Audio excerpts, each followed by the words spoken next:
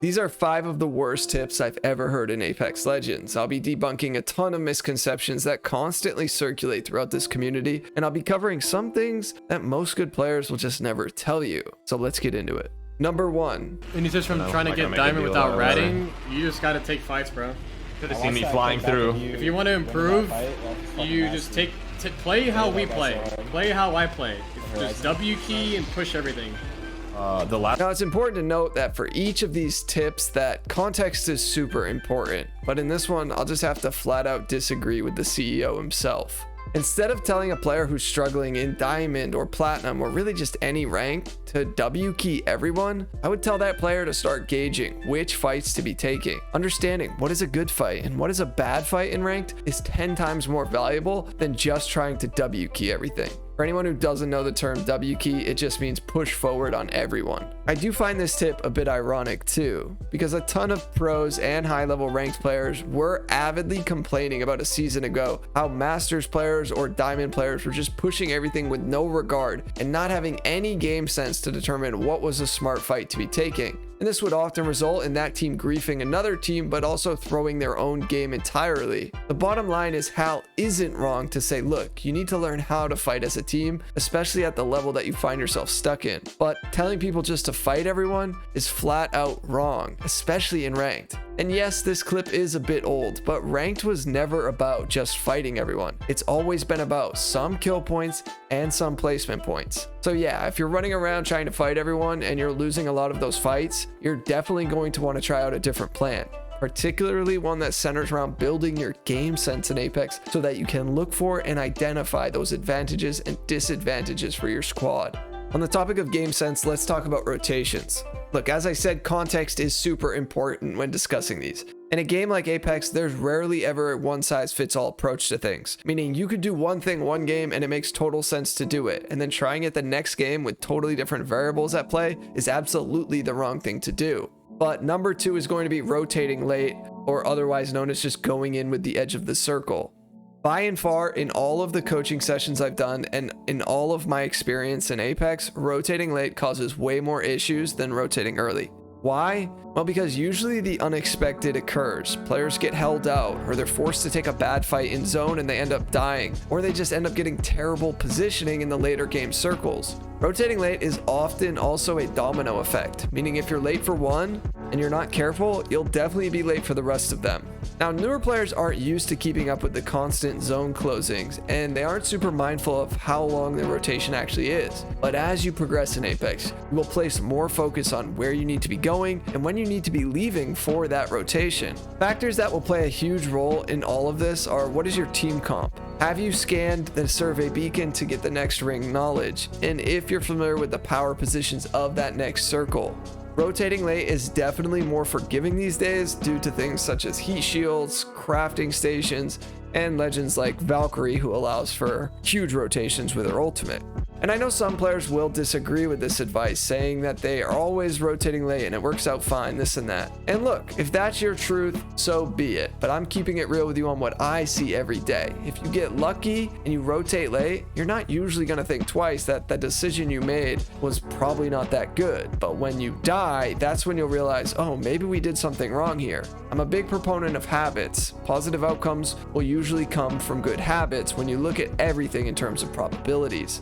And by and far, rotating late does not have good outcomes from what I see. Number 3, you need a fast sensitivity in order to be a cracked player. Fast sensitivity has an allure behind it, meaning it's powerful and mysteriously attractive. But once again, using an increased look speed to make it seem like you're moving faster or more fluid is often not what is needed. On top of that, it's also important to note that if you're on controller and you watched a cracked mouse and keyboard player with a high sensitivity, you gotta understand that that may work better for them because of their experience, but also because of the input they play on. Controller has aim assist, obviously, and a faster sense on it only is gonna work for a small select few. And even for a mouse and keyboard player, a slower or medium sensitivity is more optimal for the majority of you watching this. Now, I've covered this more in depth in previous videos, But just remember, if you're speeding up your sensitivity to make it seem like you can turn and look around faster, you better be able to control that sensitivity when it comes down to your aim, because aim should always take priority over really anything else in this game. Looking around fast might help you do a 180 quicker or snatch up some loot faster, but it won't help you eliminate your enemy if you can't hit them.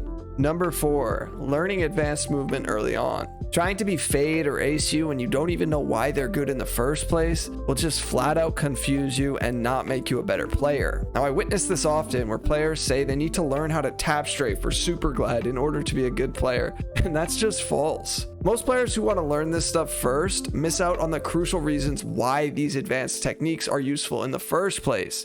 You must know that these advanced movement techs are niche, meaning sure, they can assist you, but they only apply in certain scenarios, and you've got to learn how to walk before you can run. So how do you get to the level of skill where you will then need to learn and apply these techniques? Well, it's usually after you learn all of the other things in Apex. You have to have a ton of reps in the game to understand fighting, rotating, different legends' abilities, basic movements, simple good habits, etc. Now, I don't want to be misunderstood here. Advanced movement is cracked and does create a skill gap in Apex, but it's not something that will kill your opponent. Movement is used to be evasive, to take less damage in moments where you need to reposition to something better, or when you need to get an edge in the fight, but it's not something that will apply to every scenario you're in. You can tap strafe wall bounce all you want, but if you can't hit your shots or use your legend's abilities in the best ways, then most players will just put you down, especially high level players. Now, while some of you are in the process of typing out an angry comment saying, "You're wrong, Mangos," let's talk about why Fade and other players have learned to utilize something like the zipline building so well.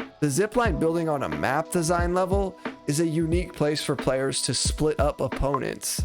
There's very few other places where you get the ability to fluctuate up and down between floors and give you space and time from facing all 3 enemies at once. Couple this with the zipline movement, well then you're going to be less readable and harder to hit. But if you're not in these buildings utilizing this mechanic, you really won't have this flexibility, meaning that movement isn't as applicable in other scenarios. So understanding when to be using these techniques and why is way more important to be learning before you start to think that you need to learn them right away and utilize them every second of your game.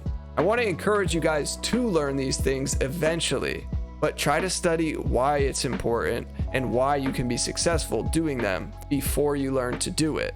Number 5, maining one legend. Now, I know a lot of players enjoy maining one legend, and there's really nothing wrong with it, but the advice that you need to find one legend and try to perfect them is just wrong in my eyes. Great players can play any legend and be good with them, not only because they're well-rounded in all areas, but because they will be quicker to learn any legend given all of their experience in the game. Now, I will say, however, that I do tell players who are fairly new to the game to focus on playing 1 to 3 legends. This way they don't get so overwhelmed with trying to learn all of these different legends abilities, but also so they don't fall into the whole, I press my tactical button to use my smoke because I'm used to playing Bangalore, but this game I'm on Gibby, so instead I wasted my bubble at the wrong time. This is a really common mistake, and you obviously want to try to avoid these errors as much as possible. Maining one legend isn't the worst thing in the world, but for the majority of players, it's just not that beneficial. Your legend could get nerfed, making them not as powerful. Your legend could get selected by a random teammate, and you don't have a solid backup. And the last thing that could happen is if you care about ranked, well, we all know we've seen the meta switch up often.